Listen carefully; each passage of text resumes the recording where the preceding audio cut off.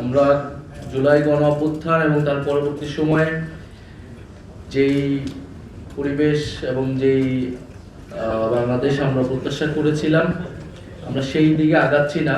এটা আমাদের জন্য দুর্ভাগ্যজনক। এবং আরো দুর্ভাগ্যজনক যে যারা এই ঘটনাটা সেই রাতে ঘটিয়েছে বা যারা প্রথম আলো, ডেইলি স্টার সহ সাংস্কৃতিক প্রতিষ্ঠানগুলোর উপর হামলা করেছে, তারা জুলাই গণ অভ্যুত্থানের স্লোগানগুলোকেই ব্যবহার করেছে, শরীফ ওসমান হাদির মৃত্যুকেই ব্যবহার করেছে এবং আমাদের স্লোগানগুলোকে ব্যবহার করে তারা সেইখানে আক্রমণ করেছে এবং সেটার পক্ষে সম্মতি তৈরি করেছে। এই ঘটনার পরে আমরা বলেছি যে এটা সরকারের ভিতরের একটা অংশের এখানে সংশ্লিষ্টতা রয়েছে। সমাজে এটার পক্ষে সম্মতি তৈরি করা হয়েছিল অনেকদিন ধরেই এবং এটার সাথে রাজনৈতিক ব্যাকআপও আছে। এই তিনটা ঘটনা একসাথে না ঘটলে এত বড় সাহস সেই রাতে পক্ষে করা সম্ভব হতো না। এবং যে খুব বেশি মানুষ, এটা কয়েক হাজার মানুষ গিয়ে এটা ঘটিয়েছে এরকমও না। ফলে পুরো ঘটনাটাই পরিকল্পিত ছিল।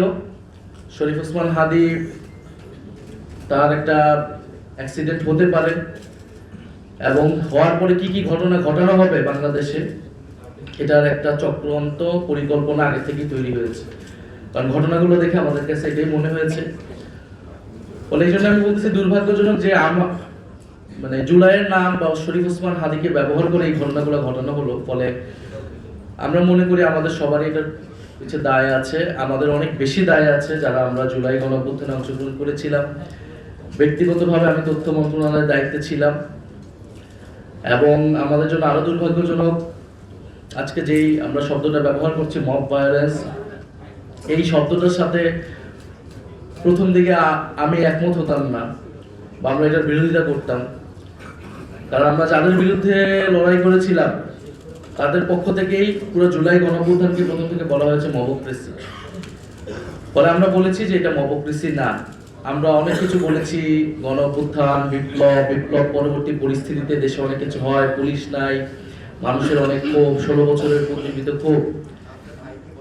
কিন্তু 1.5 বছর পার হয়ে গিয়েছে, এখন যেটা হচ্ছে এটা সম্পূর্ণভাবে পরিকল্পিত অপরাধ হচ্ছে।